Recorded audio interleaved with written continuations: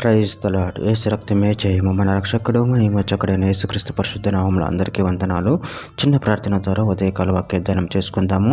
పరిశుద్ధుడ మహాగణుడు అనే దేవ యేసయ్య, సర్వాధికారినైనా మీకే వేలాది వందనములు, కృతజ్ఞత, స్తుతి స్తోత్రం చెల్లించుకుంటున్నాను. దేవ ఉదయకాలం ప్రభు వాక్య భాగం ధ్యానిస్తుండగా వాక్య భాగం మాకు అర్థమవట్లు సహాయం చేసి మీ కృపలో బలపరిచి మీకు మాదిరిగా మమ్మల్ని నడిపించమని చిన్న ప్రార్థన ప్రభు యేసుక్రీస్తు పరిశుద్ధ నామములో అడిగి వేడుకుంటున్నాను తండ్రి. Amen amen. యెషయా గ్రంథం 45వ అధ్యాయం 21వ వచనము. మీ ప్రమాణ వాక్యములు నా సన్నిధిని తెలియజేయుడి, జనులు కూడుకొని ఆలోచన చేసుకుందురుగాక.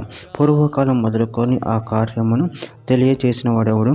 చాలా కాలము క్రిందట దాన్ని ప్రకటించిన వాడెవడు? యెహోవానగు నేనే కదా, నేను తప్ప వేరొక దేవుడు లేడు. నేను నీతిపరుడునగు దేవుడును, రక్షించేవాడు నేనే, నేను తప్ప మరి ఏ దేవుడును లేడు. ఆమె దేవుడి వాక్య భాగం దీవించునుగాక.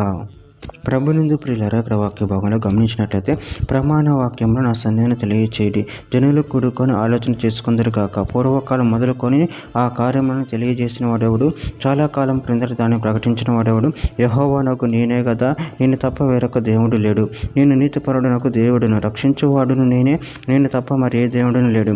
కీర్తన గ్రంథం 96వ అధ్యాయం 10వ వచనం. యెహోవా రాజ్యం చేయుచున్నాడు, లోకం కదలకుండా స్థిరపరచబడి ఉన్నది.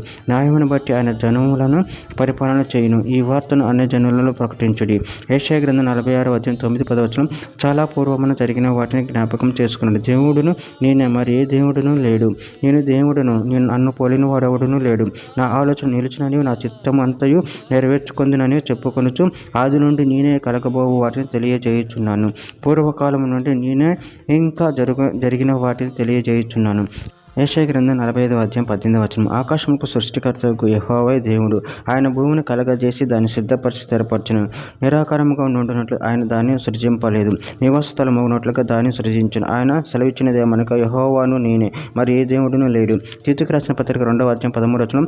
అనగా మహాదేవుడును మన రక్షకుడునైన యేసుక్రీస్తు మహిమ యొక్క ప్రత్యక్షత కొరకు ఎదురుచూస్తూ ఈ లోకంలో స్వస్థ బుద్ధితోనూ నీతితోనూ భక్తితోనూ బ్రతుకుచుండవలని మనకు బోధించుతున్నది.